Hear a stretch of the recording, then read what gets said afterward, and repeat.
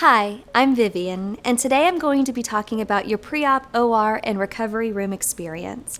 Your first point of contact with our pre-op department is typically a phone call the evening before your surgery. If your surgery is on a Monday, you will receive the phone call on Friday evening. These calls are typically made after 5 o'clock in the evening.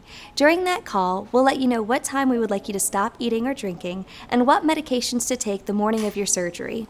If we ask you to take any medications the morning of your surgery, please do so with just enough water to get the medication down. We will also tell you what time to arrive the next morning for your surgery. When you arrive, please enter through the lobby and go to the information desk. Give them your name and let them know that you're here for surgery. You will also be given a name band.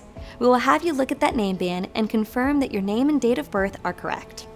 You will then be registered for your surgery, and a member from our pre-op department will come escort you to your pre-op room.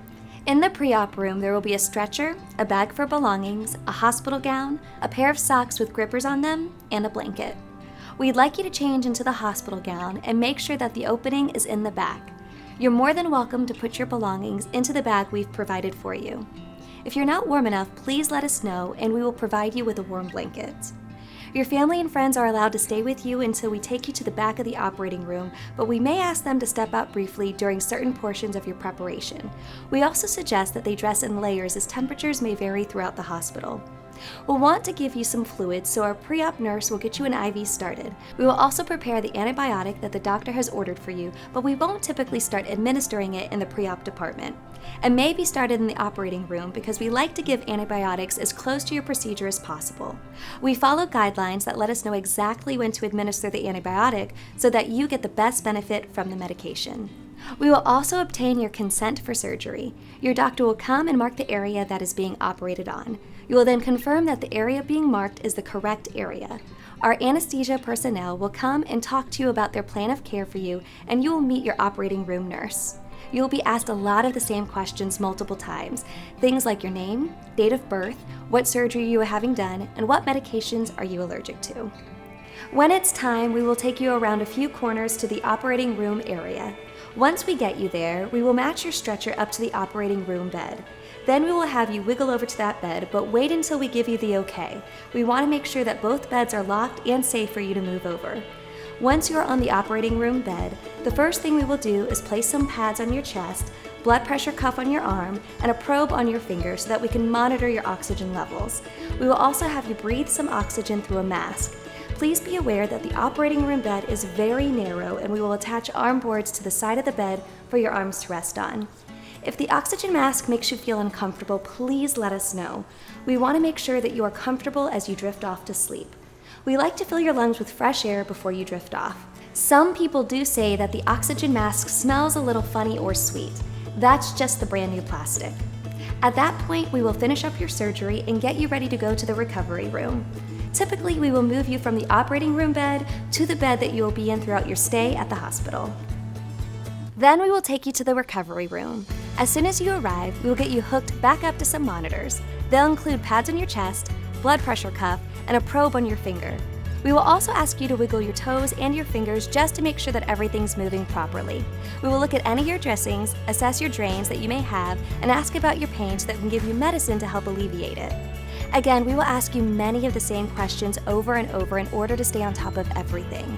We will also contact your family or friends in the waiting room and let them know what room you will be going to and what time we anticipate you getting to that room.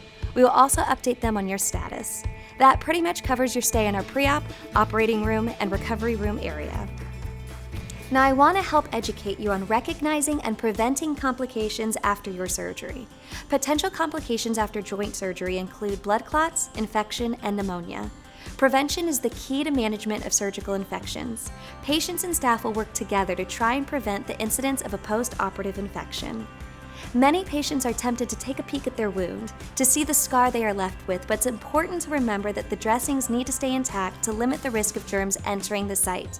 Be sure healthcare workers, family, and friends wash their hands with soap and water or an alcohol-based hand cleaner before and after caring for or visiting you. Do not be afraid to remind them. Postoperative pneumonia is a complication that affects many surgical patients. An incentive spirometer is a device used to help you keep your lungs healthy while they are healing. It teaches you how to take slow, deep breaths. After surgery, it may be painful to take deep breaths. You may also feel too weak, but when you do not breathe deeply enough, it can lead to pneumonia. By using the incentive spirometer 10 times per hour or as directed by your nurse or doctor, you can take an active role in your recovery and keep your lungs healthy. To use the incentive spirometer, place the mouthpiece into your mouth. Make sure you make a good seal with your lips.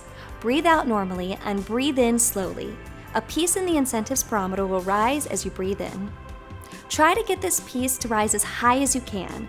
There is usually a marker placed by your healthcare provider that tells you how big a deep breath you took. Another smaller piece in the incentive spirometer looks like a ball or disc. Make sure that this ball stays in the middle of the chamber while you breathe in. If you breathe in too fast, the ball will shoot up to the top. If you breathe in too slowly, the ball will stay at the bottom. To help in the prevention of blood clots, your physician may order a compression stocking, a sequential compression device, or both. Compression stockings are used to provide support for your legs and to keep your blood and fluid from pooling. They are tightest at the ankle and ease as the stocking goes towards the top of the calf. The stockings are designed to provide compression that enables the blood in your legs to move more efficiently back to your heart. Sequential compression devices, or SCDs, are shaped like sleeves that wrap around the legs or ankles. They inflate and then deflate one at a time when air is pumped into them. This squeezes blood from the legs or feet up towards the heart. The squeezing creates a rapid flow of blood which prevents blood clots from forming. Because a total joint replacement is at a greater risk for blood clot, compression stockings and SCDs are not enough. All orthopedic surgeons order an anticoagulant, a medication used to prevent blood from clotting. There are many kinds of anticoagulants and they have different ways of acting.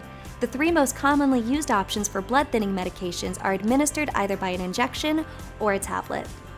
Some of the most commonly used blood thinners are aspirin EC, Xarelto, and Lovenox shot. This will be discussed by your nurse upon arrival on the floor. Pain that occurs after surgery is an important issue and an important part of nursing care. Before the surgery took place, you hopefully discussed with your surgeon about how much pain you should expect and how it would be managed, as different types of surgeries can produce different types and amounts of pain. Besides keeping you as comfortable as possible, controlling your pain is important for your recovery. Good pain control is needed so you can get up and begin to move around.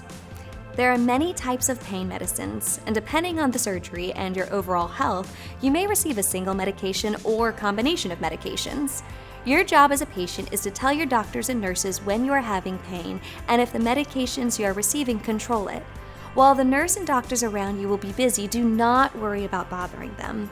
Nausea or vomiting can make you miserable, especially after surgery. So as a preventative measure or treatment, your doctor will order an antiemetic, typically Zofran. Antiemetics work by blocking receptors in the small intestine, while others work by blocking receptors in the brain. Most narcotics cause constipation. Most doctors anticipate the side effects by ordering stool softeners such as Colace or laxatives such as milk of magnesia. Stool softeners and laxatives help prevent constipation and straining or discomfort. Please contact us if you have any questions between now and your procedure. Thank you for entrusting Oak Hill Hospital with your care.